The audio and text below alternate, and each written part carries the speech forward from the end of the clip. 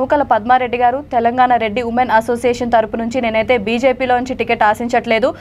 నా వంతు నేను జనాలకి కృషి చేయాలి. అది బీజేపీ తరపు నుంచి వెళ్ళి జనాల్లోకి వెళ్ళి జనాల కష్టసుఖాలు తెలుసుకొని వాళ్ళకి నా వంతు నేను బీజేపీ తరపు నుంచి హెల్ప్ చేద్దామనే తప్ప నాకు ఎటువంటి టికెట్ ఆశించడం అనేది నాకు అసలు లేదు.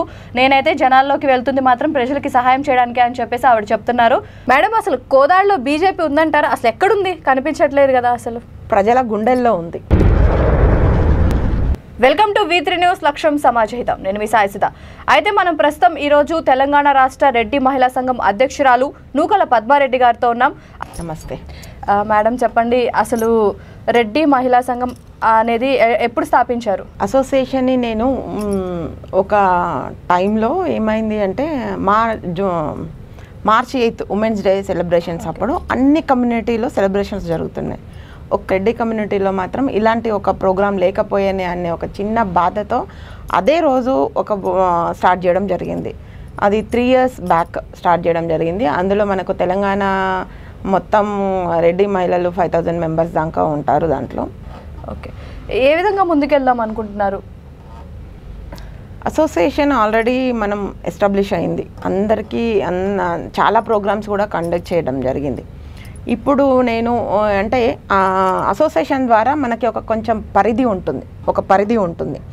అదే మనం పాలిటిక్స్లో ఉన్నప్పుడు ఆ పరిధిని దాటుకొని ప్రజల్లోకి వెళ్ళి మనం ఏదైతే మనం చేయాలి సొసైటీకి అనుకుంటున్నామో, ప్రజలకి ఏదైతే న్యాయం చేయాలి, వాళ్ళకి దగ్గరగా ఉండాలి, ఒక ప్రజలతో మమేకమై ఉండాలి అన్న నా ఆలోచన విధానానికి నాకు పాలిటిక్స్ అయితే కరెక్ట్ ఉంటుంది అని చెప్పేసి నేను పాలిటిక్స్లోకి ఎంటర్ అవ్వడం జరిగింది.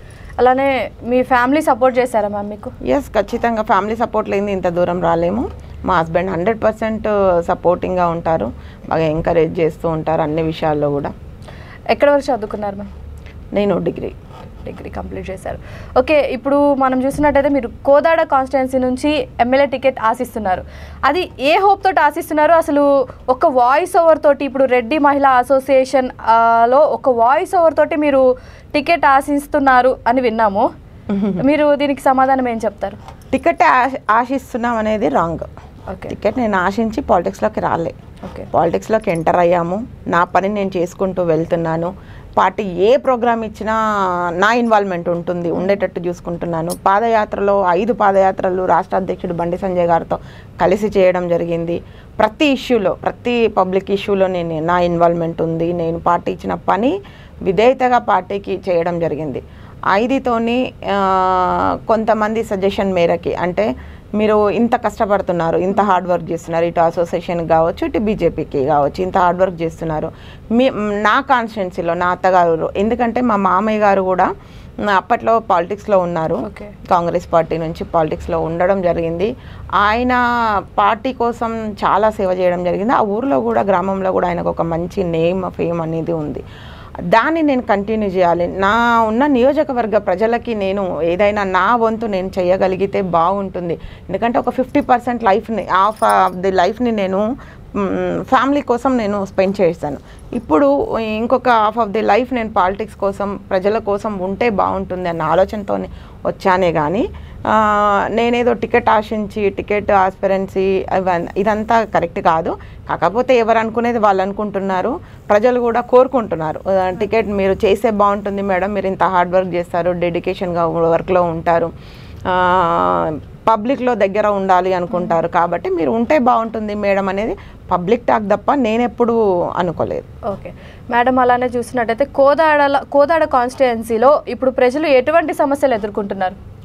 కోదాడలో అసలు ఇక మాటల్లో మనం చెప్పలేని సమస్యలు చాలా ఉన్నాయి. అధికార పార్టీ తరపు నుంచి ఏమైనా అభివృద్ధి జరుగుతుందంటారా? 5 సంవత్సరాలు తెలంగాణ రాష్ట్రం సాధించిన తర్వాత, తెలంగాణ రాష్ట్రం ఏర్పడిన తర్వాత ఒక 5 సంవత్సరాల పాటు కాంగ్రెస్ పార్టీ పాలిస్తే, మరి ఇంకొక 5 సంవత్సరాల పాటు ఇప్పుడు టీఆర్ఎస్ పార్టీ ఉంది. కానీ 10 సంవత్సరాల్లో కూడా ఏ అభివృద్ధి జరగలేదు. కాంగ్రెస్ పార్టీ ఉన్నప్పుడు సెకండ్ టైం పోటీ చేసినప్పుడు కాంగ్రెస్ వాళ్ళు ఏమన్నారు, మాకు జాతీయ స్థాయిలో మా పార్టీ లేదు, లోకల్గా కూడా మా పార్టీ లేదు, కాబట్టి మేమేం చేయలేకపోయాము అనే మాట చెప్పడంతో ప్రజలు టీఆర్ఎస్ని సరే అక్కడ లేదు అంటున్నారు కాబట్టి మనం టీఆర్ఎస్కి మొగ్గు చూపుదామన్నట్టుగా టీఆర్ఎస్కి గెలిపించుకోవడం జరిగింది. కానీ ఇది లోకల్లో ఉంది. వాళ్ళు ఏమంటున్నారు, ఇప్పుడు జాతీయ స్థాయిలో పార్టీ లేదు, మన రాష్ట్ర స్థాయిలో పార్టీ ఉంది, మాకు కొన్ని పరిధులు ఉంటాయి, మేము చేయలేకపోతున్నాము అని మాట మాట్లాడుతున్నారు. తర్వాత ఇంకొకటి ఏంది అంటే ఇప్పుడు మనము ఎవరైతే ఉన్నారో వాళ్ళ మీద చాలా ఆరోపణలు ఉన్నాయి. పార్టీ నుంచి చాలా సమస్యలు, మట్టి దందాలని, ఇసుక దందాలని, డబుల్ బెడ్రూమ్ ఇళ్లలో ఫెయిల్ అవ్వడం జరిగింది, అన్ని చాలా సమస్యలు ఇట్లా దళిత బంధువుల విషయంలో ఇష్యూస్ అవుతున్నాయి. చాలామంది ఆరోపిస్తున్నారు కరప్షన్ ఉంది, చాలా కరప్టెడ్గా ముందుకెళ్తుంది పార్టీ అని చెప్పి చాలా ఆరోపణలు ఉన్నాయి. దాన్ని మేము కూడా సరే వాళ్ళు ఏం చేశారనేది పక్కన పెడితే మనం భారతీయ జనతా పార్టీ నుంచి మనం ఏం చేస్తున్నాం అనేది ఇక్కడ ఇంపార్టెంట్. మనము కేంద్రంలో నరేంద్ర మోడీ గారు ఎలాంటి పథకాలను తీసుకొచ్చారనేది ఇంకా గ్రామ స్థాయిలోకి తీసుకువెళ్ళలేకపోతున్నాం. తీసుకువెళ్ళే విధంగా నా ప్రయత్నం నేను చేస్తాను, తీసుకువెళ్తాం తప్పకుండా గ్రామ స్థాయిలోకి. మనం జాతీయ స్థాయి పార్టీ ఇప్పుడు 33 ఈరోజు మనం చూస్తే 33 జిల్లాలకు గాను 32 జిల్లాలను అనుసంధానం చేస్తూ నేషనల్ హైవేస్ వచ్చాయి. ఈరోజు ఎక్కడికైనా మనకు డిస్టెన్స్ చాలా తగ్గిపోయింది. ఇవన్నీ కూడా మనం నరేంద్ర మోడీ గారి పాలనలోనే జరిగాయి. ఇవన్నీ మనం ఒప్పుకొని తీరాలి. ఇవన్నీ కూడా ప్రజల్లోకి ఇంకా ఇట్లాంటి చాలా మనకు హెల్త్ విషయంలో కూడా మనకు రేషన్లో కూడా ప్రతి దాంట్లో మన ఇన్వాల్వ్మెంట్ ఉంది. దాన్ని మనం పబ్లిక్లోకి తీసుకువెళ్ళాల్సిన అవసరం ఉంది. మనం చూసినట్లయితే ఇప్పుడు కోదాడ కాన్స్టిట్యుయెన్సీ నుంచి చాలామంది మీకు పోటీగా కూడా రావచ్చు. టికెట్ బరిలో చాలామంది ఉన్నారు. మరి ప్రత్యేకంగా బీజేపీ వాళ్ళు మిమ్మల్ని గుర్తించి మీకు టికెట్ ఇస్తారని మీరు అనుకుంటున్నారా? లేదండి, నేను టికెట్ మళ్ళీ ఒకసారి చెప్తున్నాను, క్లారిటీగా చెప్తున్నాను, నేను టికెట్ ఆశించి కాదు. ఎవరికి ఇచ్చినా సరే బరిలో ఉన్నారు, లేరని అనట్లేం. ప్రతి కాన్స్టిట్యుయెన్సీకి 4-5 ఉన్నారు. అదేవిధంగా కోదాడలో కూడా 4-5 బరిలో ఉన్నారు. వాళ్ళల్లో ఎవరు పార్టీ ఎవరిని ఆదేశించి ఎవరిని రికమెండ్ చేసి ఎవరైతే క్యాపబిలిటీ ఉంది చేయగలుగుతారని పార్టీకి తెలుసు. ఎందుకంటే ప్రతిదీ వాళ్ళ దృష్టికి వెళ్తుంది, చూస్తారు, అన్నీ కూడా వాళ్ళ పరిధిలోనే ఉంటుంది కాబట్టి ఎవరైతే చేయగలుగుతారు, ఇంటెలిజెన్స్ రిపోర్ట్స్ ఉంటాయి, వాటిని బట్టి ఎవరైతే చేయగలుగుతారు అనేది చూసి ఇస్తుంది. కాబట్టి ఖచ్చితంగా మేము వాళ్ళకి అనుగుణంగానే వాళ్ళని సపోర్ట్ చేస్తూనే మా వర్క్ ఉంటుంది తప్ప నేను టికెట్ ఆశించి అనేది అదైతే కరెక్ట్ కాదు. ఒకవేళ మీరు అధికారంలోకి వస్తే, కోదాడ నుంచి మీకు టికెట్ ఇచ్చి అధికారంలోకి వస్తే మీరు జనాలకి ఏ విధంగా జనాలకి హెల్ప్ చేద్దాం అనుకుంటున్నారు? ఖచ్చితంగా అండి, నా సాయశక్తుల నేను పబ్లిక్లో ఉండాలి, పబ్లిక్లోనే ఉంటూ ప్రతి నిమిషం అందుబాటులో ఉంటూ, ముఖ్యంగా పబ్లిక్లో ఉండడం వేరు, ఏ ఫోన్కైనా అటెండ్ చేస్తూ అందుబాటులో ఉంటూ నేను నాకు గినక భగవంతుడు దయ వల్ల సరే పార్టీ నన్ను నమ్మి అంత పెద్ద బాధ్యతను నా మీద పెడితే మాత్రం ఖచ్చితంగా నా బాధ్యత అది నేను ప్రౌడ్గా కాదు, అది నా బరువుగా భావించి బరువుని బాధ్యతగా మలుచుకొని ఖచ్చితంగా నా వంతు నేను ప్రజలకి ఏం చేయాలి, ఎలా చేయాలి అనేది మా పార్టీ ఆదేశాల మేరకు నేను ముందుకు వెళ్తాను. అలానే మేడం, మనం చూసినట్లయితే ఇప్పుడు కర్ణాటకలో ఎవరు ఊహించని విధంగా కాంగ్రెస్ అనేది విజయం సాధించింది భారీ మెజారిటీతో. అలానే ఇక్కడ కూడా ఎవరు ఊహించని విధంగా అలానే అధికార పార్టీని కూడా తలతన్ని కాంగ్రెస్ ఏమైనా అధికారంలోకి వచ్చే సూచనలు ఏమైనా ఉన్నాయంటారా? ఇంతకుముందు కర్ణాటకలో బీజేపీనే ఉంది, అప్పుడు మరి తెలంగాణలో బీజేపీ ఏం విన్ కాలేదు కదా, గెలవలేదు కదా. దానికి దీనికి పోలిక లేదు. కర్ణాటక పాలిటిక్స్ వేరు, తెలంగాణ పాలిటిక్స్ వేరు. కాబట్టి దీన్ని మనం కంపారిజన్ చేసి చూడాల్సిన అవసరం లేదు. దాన్ని బేస్ చేసుకొని ఏదో జరిగిపోతుంది అనే ఈ మీడియా ఛానల్స్ ఏవైతే ఫోకస్ చేస్తున్నాయో అదంతా కూడా టెంపరవరీ అన్నట్టు, అంతే. ఏదో వాళ్ళు ఏమంటారు, క్షణిక సంతోషం తప్ప ఏమీ లేదు దాంట్లో. అలానే కాంగ్రెస్ ఎటు మాకు పోటీ కాదు అని మీరు పక్కన పెట్టారు. మనం చూసినట్లయితే ఇప్పుడు ప్రియాంక గాంధీ గారు కానీ వీళ్ళంతా పార్టీ మీటింగ్స్ అనేవి పెడుతూ ఉన్నారు. వాటి వల్ల ఏమైనా ఎఫెక్ట్ పడుతుంది అంటారా ప్రజల్లో తెలంగాణ రాష్ట్రంలో? రాహుల్ గాంధీ జోడో యాత్ర కానీ మీటింగులు పెట్టి చేయగానే ఎఫెక్ట్ పడుతుందా అంటే అది కాదు. ప్రజలు విశ్వసిస్తలేరు. ఎందుకంటే ఈరోజు కొత్త కాదు కాంగ్రెస్కి. ఈరోజు మనం ఏమి పట్టం కట్టడం అనేది వాళ్ళకి ఇవ్వడం అనేది కొత్త ఏం కాదు. 60 సంవత్సరాల నుంచి ఉన్న పార్టీ కాంగ్రెస్ పార్టీ. 60 సంవత్సరాల నుంచి చేయలేని పార్టీ ఈరోజు అక్కడ జాతీయ స్థాయిలో లేదు, ఇక్కడ కింద లేదు, పైన లేదు, ఎక్కడా లేదు. లేనప్పుడు ఈ రోజుకి 60 సంవత్సరాలు అన్ని కింద పైన ఉన్నప్పుడు ఏం చేయలేకపోయినారు వాళ్ళు. ఇంకా మళ్ళీ ఇప్పుడు కొత్తగా వచ్చి వాళ్ళు చేసేది ఏముంటుంది అనేది ప్రజల్లో ఒక క్లారిటీ ఉన్నారు, ఖచ్చితంగా క్లారిటీ ఉన్నారు. అలానే ఇప్పుడు అధికార పార్టీని తలదన్ని బీజేపీ తెలంగాణ రాష్ట్రంలో అధికారంలోకి రాగలదంటారా? ఎస్, డెఫినెట్గా. వాళ్ళ వైఫల్యాలే మమ్మల్ని విజయకేతనం ఎగరేస్తుంది. మేము విజయకేతనం ఎగరేస్తాం. అదేవిధంగా మన నరేంద్ర మోడీ గారు భరతమాతను విశ్వగురు స్థానంలో ఉంచాలి అనుకున్న నరేంద్ర మోడీ గారి నాయకత్వంలో ఎంతోమంది ప్రజలు ఈరోజు చాలా సురక్షితంగా ఉన్నారు.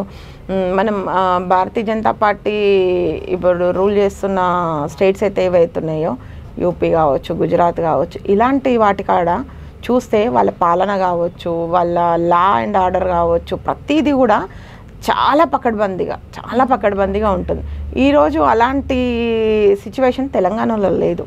ప్రజల 10 ఏళ్ళ పాలనలో సరే తెలంగాణ రాష్ట్రం ఏర్పడింది కాబట్టి ఒక అవకాశం ఇచ్చి చూద్దామని ఫస్ట్ 5 ఏళ్ళు, సరే ఇంకో 5 సంవత్సరాలు అడుక్కున్నారు వాళ్ళు. మేము కొన్ని పనులు పెండింగ్లో ఉన్నాయి, చేయలేకపోయాం. ఆ కొన్ని పనులు మేము పెండింగ్లో క్లియర్ చేస్తాం, మాకు ఇంకో 5 సంవత్సరాలు అధికారం ఇస్తే అని చెప్తే సరే ప్రజలు కూడా నమ్మారు. కానీ ఇంకో 5 సంవత్సరాల్లో కూడా వాళ్ళు కనీసం ఒక ఈటకను కూడా వేర్చే పరిస్థితిలో లేదు. కాబట్టి ప్రజలన్నీ చూస్తున్నారు, గమనిస్తున్నారు. ఎన్నో వైఫల్యాలు ఉన్నాయి వాళ్ళ సైడు. అవి మాకు ఖచ్చితంగా మేము వాటన్నింటిని ముందుకు తీసుకువెళ్తాము.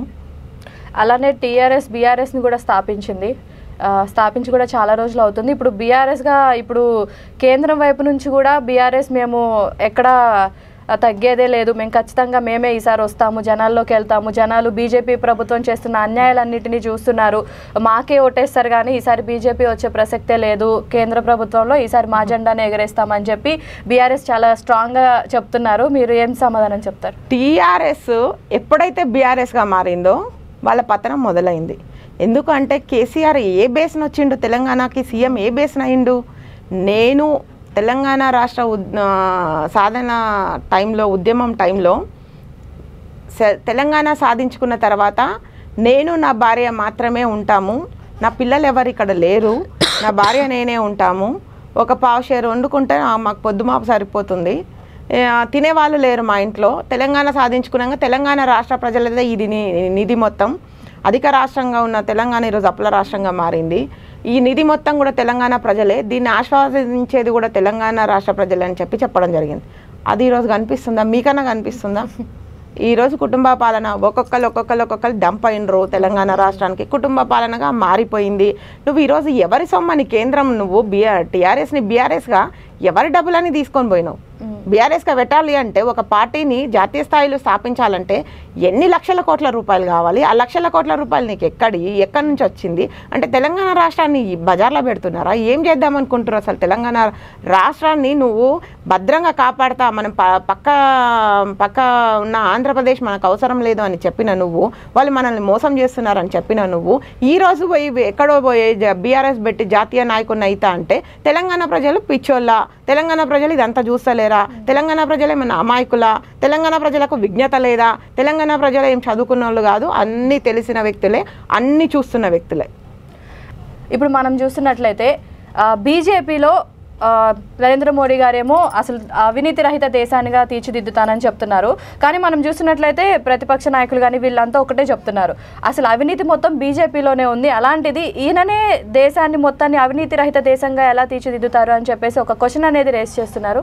దానికి మీరేం సమాధానం చెప్తారు? ప్రతిపక్షాలంటే ఏంది అర్థం? ప్రతిపక్షము అంటేనే ఏదో ఒకటి మాట్లాడాలి, ఉన్నాయో లేనియో మాట్లాడతారో జనాలలో ఫోకస్ అవ్వాలి. లేదంటే ఈరోజు నరేంద్ర మోడీ గారిని ఈరోజు ప్రపంచ దేశాల అధినేతలు సైతం ఆయనను ఈరోజు మెచ్చుకొని ఆయనను ఈరోజు ఫస్ట్ ప్లేస్లో ఉండడం జరిగింది. ప్రెసిడెంట్లో ఫస్ట్ ప్లేస్లో నరేంద్ర మోడీ గారు ఉండడం జరిగింది. అలాంటి క్రెడిబిలిటీ ఊరికనే ఇవ్వరు కదా. ఎంత మంచి చేస్తానో ఆయనకి ఈరోజు నిజానికి చెప్పాలంటే కాంగ్రెస్ పార్టీ చూసుకుంటే గాంధీ కుటుంబ పాలన, టీఆర్ఎస్ పార్టీ చూసుకుంటే కల్వకుంట్ల కుటుంబ పాలన. ఏ కుటుంబ పాలన లేకుండా ఎలాంటి ఇది లేకుండా ఉన్న పార్టీ ఏదైనా ఉంది అంటే BJP party, Bharatiya Janata party. అందులో ఈరోజు నరేంద్ర మోడీ గారికి కరప్టెడ్ కాదు ఆయన. ఎందుకు కాదు అంటే ఆయనకేం సంపాదించుకొని ఏమో చేయాలన్న ఆశ లేదు, భార్య లేదు, పిల్లలు లేరు, కుటుంబం లేదు. అలాంటప్పుడు ఆయన కరప్షన్ చేసి భారతీయ జనతా పార్టీ కరప్షన్ చేసి ఏం చేద్దాం అనుకుంటుంది? అలాంటిది అనేది ఇప్పుడు ఏవైతే ప్రతిపక్షాలు ఆరోపిస్తున్నాయంటే వాళ్ళ పనే అది, వాళ్ళ జాబే అది, వాళ్ళ డ్యూటీనే అది, వాళ్ళు చేయాలి, చేస్తున్నారు.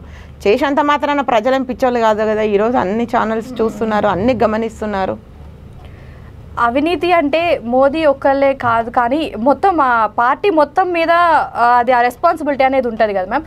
ఇప్పుడు మొన్న మనం రీసెంట్గా చూసినట్లయితే మహిళా రేజర్లపై ఎంపీ లైంగిక వేధింపులకి పాల్పడ్డారు. సో అప్పుడు అలాంటి వాళ్ళపై మోదీ ఎందుకు చర్యలు తీసుకోవట్లేదు అన్న ఒక క్వశ్చన్ రేస్ చేస్తున్నారు. కొన్ని సందర్భాల్లో కొన్ని సిచ్యువేషన్స్లో అది పార్టీకి సంబంధించిన విషయాలు కాదు, వ్యక్తులకు సంబంధించిన విషయాలు. అలాంటి ఏమైనా ఉన్నప్పుడు, ఏవైనా పార్టీ దృష్టికి తీసుకొచ్చినప్పుడు, పార్టీ దృష్టికి వచ్చినప్పుడు ఖచ్చితంగా పార్టీ వాళ్ళ మీద యాక్షన్ తీసుకుంటుంది, అలాంటి ఏమీ జరగకుండా చూస్తుంది. కానీ ప్రతిపక్షాలు ఏదో ఇది ప్రతి విషయాన్ని మోడీ గారికి ఆపాదించడము, ప్రతి విషయాన్ని భారతీయ జనతా పార్టీకి ఆపాదించి మాట్లాడడం అనేది కరెక్ట్ కాదు. అలానే లాస్ట్ టైం ఎలక్షన్స్లో కూడా మనం చూసినట్లయితే నోట్ల రద్దు చేశారు. ఇప్పుడు కూడా మళ్ళీ ఎలక్షన్స్ ముందు 2000 రూపాయల నోట్లు రద్దు చేశారు. దీనికి మీరు సమాధానం ఏం చెప్తారు? మంచిదే కదా, డెఫినెట్గా. ఎందుకు చేస్తున్నారంటారు? రీజన్ ఏంటి అసలు? ఇప్పుడు మనం అడుగుతున్నాం ఏవైతే ఉందో బ్లాక్ మనీ బయటికి రావాలని. ఊరికనే ఎట్లా వస్తుంది? ఇలాంటివి చేస్తేనే కదా వస్తుంది, బయటికి వస్తుంది. ఇప్పుడు ఉన్నాయి దాచుకున్న వాళ్ళు ఎవరైతే ఉన్నారో, ఇప్పుడు మనలాంటి మిడిల్ క్లాస్ మధ్యతరగతి వాళ్ళకి ఇలాంటి ఏం అవసరం లేదు. మన దగ్గర ఇప్పుడు 2000 రూపాయల నోటు కనపడడమే కష్టం. ఎవరి దగ్గర ఉన్నాయో, ఎవరి దగ్గర బల్క్లలో అమౌంట్ 2000 రూపాయల నోట్లు దాచుకున్నారో వాళ్ళు బయటకు వస్తారు, వాళ్ళే బయటకు వస్తుంది. కరప్షన్ లేని దేశంగా మన భారతదేశం ఉండబోతుంది. అదే మోడీ గారి లక్ష్యం. మేడం, బీసీ పార్టీ వాళ్ళకి అలానే బ్యాక్వర్డ్ పీపుల్ చాలామందికి మోదీ ప్రభుత్వం అన్యాయం చేస్తుంది. ఓన్లీ హిందుత్వాన్ని మాత్రమే స్వీకరిస్తుంది, హిందుత్వ ప్రజలను మాత్రమే ఆయన న్యాయం చేస్తున్నారు, మిగతా వాళ్ళందరికీ అన్యాయం చేస్తున్నారని చెప్పేసి బయట క్వశ్చన్ చేస్తున్నారు. దానికి మీ సమాధానం? బీసీల పార్టీ అంటే ఈరోజు నరేంద్ర మోడీ గారు బీసీ, మన భారతీయ జనతా పార్టీ రాష్ట్ర అధ్యక్షుడు బండి సంజయ్ గారు బీసీ, ఉన్న వాళ్ళందరూ కూడా బీసీనే. ఇక్కడ బీసీనా, ఎస్సీనా, ఎస్టీనా కుల ప్రాతిపాదికన కాదు. ఎవరైతే ప్రజల్లో ఉంటున్నారో, ఎవరైతే వర్క్ చేయగలుగుతున్నారో వాళ్ళకి ఖచ్చితంగా అవకాశం ఉంటుంది. ఎవ్వరు ఏ పార్టీలో కావచ్చు, ఎక్కడ కావచ్చు, సొసైటీలోనే కావచ్చు, జాబ్లో కావచ్చు, ఎక్కడైనా సరే ఎవ్వరు మన చేయి పట్టుకొని తీసుకొని పోయి నువ్వు ఇదిగా అని చెయ్యరు. అందులో మనలో టాలెంట్ ఉండాలి. మనం ఏం చేస్తున్నాం అనేది, అది బీసీనా, ఎస్టీనా, ఎస్సీనా, రెడ్డినా కమ్యూనిటీ వైజ్గా చూడని అవసరం లేదు. నాకు టాలెంట్ ఉందా, నేను చేయగలుగుతున్నానా, నా సత్తా ఉందా, నేను నిరూపించుకోగలుగుతున్నానా అన్నప్పుడు ఖచ్చితంగా ఆ మనిషికి, ఆ వ్యక్తికి ఎక్కడ ఉన్నా సరే, ఏ ప్లేస్లో ఉన్నా సరే ఇంపార్టెన్స్ అనేది ఉంటుంది. మన ఇంపార్టెన్స్ని మనం పెంచుకుంటూ, మన ఇంపార్టెన్స్ని మనం పెంచుకుంటూ ముందుకు వెళ్ళాల్సిన బాధ్యత మన పైన ఉంది. కానీ ఎంతసేపటికి నన్ను ఎవరో ఎక్కడికో తీసుకుపోతలేరు, నన్ను పుష్ చేస్తలేరు, నన్ను ఎవరో రాణిస్తలేరు, ఇలాంటి రీజన్స్ అన్ని సిల్లీ రీజన్స్ అని నేను అంట. మనం బీసీ, ఎస్సీ, ఎస్టీ ఎవరినైనా సరే అందరినీ కలుపుకునే party Bharatiya Janata party. Madam, అలానే మీరు ఇప్పుడు తెలంగాణ, ఇంకొకటి మీరు హిందుత్వం గురించి అన్నారు కదా, ఎస్, హిందువులకి మాత్రమే కాదు, ముస్లిం, క్రిస్టియన్కి కూడా వ్యతిరేకమైన పార్టీ కాదు భారతీయ జనతా పార్టీ. ఇప్పుడు ఏమొస్తుందంటే ఓన్లీ హిందుత్వం వల్ల గొడవలు కూడా చేస్తున్నారు బీజేపీ వాళ్ళు. హిందుత్వం మీదే ఫోకస్ పెడుతున్నారు, మిగతా ఏ వర్గాల మీద కూడా, బ్యాక్వర్డ్ పీపుల్ మీద కూడా ఎక్కడ వాళ్ళు ఫోకస్ అనేది పెట్టట్లేదు, చాలా అన్యాయం చేస్తున్నారు అని చెప్పేసి చాలామంది అంటున్నారు. చాలామంది ముస్లిమ్స్ పార్టీలో పదవులను అనుభవిస్తున్న వాళ్ళు ఉన్నారు, అభిమానం ఉన్న వాళ్ళు ఉన్నారు. వాళ్ళందరూ ఎందుకుంటారు? ఎవరికి వ్యతిరేకము అంటే, ఎవరైతే మనం ఇప్పుడు మొన్న ఆయన బైర్ నరేష్ అన్నాడు, ఆయన ఒక దేవుణ్ణి తిట్టిండు. ఇప్పుడు నా దేవుణ్ణి నేను నా ముందల తిడితే నేను ఎట్లా సహించినప్పుడు నేను ఎట్లా మనిషిని అవుతా? దాని మీద పోరాటం. నువ్వు మన గుళ్ళను కించపరిచి మాట్లాడడం, గుళ్ళను తీసేస్తా అనడము, వాటిని కూలగొడతా అనడము, ఇట్లాంటి వాటికి వ్యతిరేకం, కానీ వ్యక్తులకు కాదు వ్యతిరేకం. ఎప్పుడు భారతీయ జనతా పార్టీ వ్యక్తులకు వ్యతిరేకం కాదు. ఇలాంటి సమస్యలు చేస్తున్నా మనం సరే వాళ్ళకి భయపడి ఊరుకుందామా? ఈరోజు ఊరుకుందామా? మన ఉనికిని మనం కోల్పోదామా? రేపు భవిష్యత్తులో రాబోయేది అదే. మనం ఈరోజు చూస్తూ ఊకుంటే మన ఉనికిని మనమే కోల్పోనే. పలానా ప్లేస్లో ఆ గుడి ఉండేనంట, పలానా ఈ ప్లేస్లో ఆ గుడి ఉండేనంట అనే చరిత్రలో చెప్పుకునే రోజు వస్తుంది. కాబట్టి అలాంటి సిచ్యువేషన్ రావద్దు అంటే మనది మనం కాపాడుకోవాల్సిన బాధ్యత మన పైన ఉంది. మేడం, అలానే ఇప్పుడు మీరు తెలంగాణ రాష్ట్ర రెడ్డి మహిళా సంఘం అధ్యక్షురాలిగా మీరు మహిళలకి ఏ విధంగా హెల్ప్ చేస్తున్నారు? ఇప్పటివరకు ఏ విధంగా సహాయం చేశారు? అలానే ముందు మహిళలపై చాలా అఘాయిత్యాలు జరుగుతున్నాయి ఈ మధ్య. అలాంటి వాటిని అంటే మీ అసోసియేషన్ వరకే తీసుకుంటారా? ఒకవేళ రెడ్డి వర్గానికి చెందిన వాళ్ళకి మాత్రమే మీరు సాయం చేస్తారా? లేకపోతే అన్ని వర్గాలు ఎవరైనా సరే మీ దగ్గరికి వచ్చి మాకు హెల్ప్ కావాలని అంటే వాళ్ళకు కూడా హెల్ప్ చేస్తానికి రెడీగా ఉన్నారా?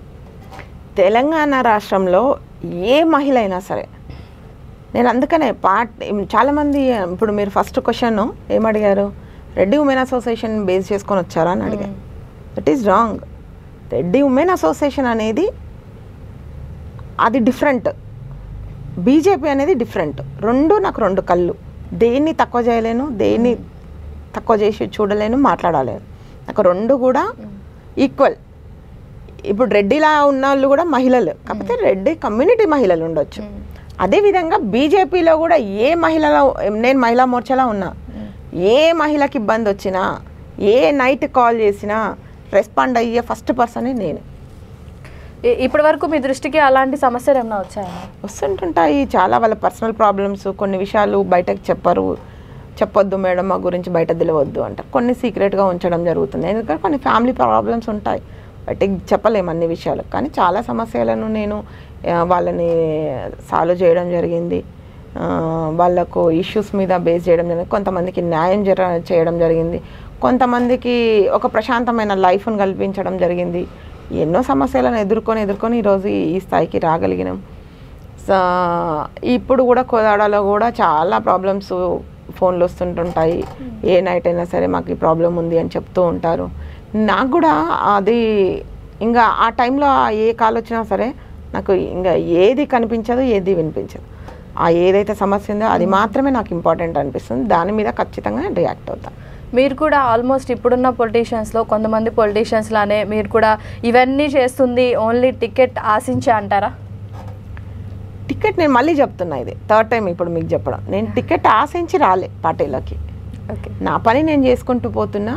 పార్టీ నన్ను ఆదేశిస్తే మాత్రం నేను చేస్తా, లేదు అంటే ఎవరికి ఇస్తే వాళ్ళకి. నేను మేడం, అసలు కోదాడలో బీజేపీ ఉందంటారా? అసలు ఎక్కడుంది? కనిపించట్లేదు కదా. అసలు ప్రజల గుండెల్లో ఉంది. ప్రజలు ఈసారి మిమ్మల్ని గెలిపిస్తారంటారా? తప్పకుండా 100%. తప్పకుండా 100%. ఎందుకంటే కోదాడ మొత్తం కాంగ్రెస్ అనే పేరు తప్ప బీజేపీ అనేది అసలు ఆనవాళ్ళు కూడా లేవు ప్రెసెంట్. అందుకని ప్రజల గుండెల్లో ఉంది, వస్తుంది బయటికి, రానుంది త్వరలో. చూశారు కదా, నూకల పద్మారెడ్డి గారు తెలంగాణ రెడ్డి ఉమెన్ అసోసియేషన్ తరపు నుంచి నేనైతే బీజేపీలోంచి టికెట్ ఆశించట్లేదు, నా వంతు నేను జనాలకి కృషి చేయాలి, అది బీజేపీ తరపు నుంచి వెళ్ళి జనాల్లోకి వెళ్ళి జనాల కష్టసుఖాలు తెలుసుకొని వాళ్ళకి నా వంతు నేను బీజేపీ తరపు నుంచి హెల్ప్ చేద్దామనే తప్ప నాకు ఎటువంటి టికెట్ ఆశించడం అనేది నాకు అసలు లేదు. నేనైతే జనాల్లోకి వెళ్తుంది మాత్రం ప్రజలకి సహాయం చేయడానికి అని చెప్పేసి ఆవిడ చెప్తున్నారు. చూస్తూనే ఉండండి V3 న్యూస్, లక్ష్యం సమాజహితం.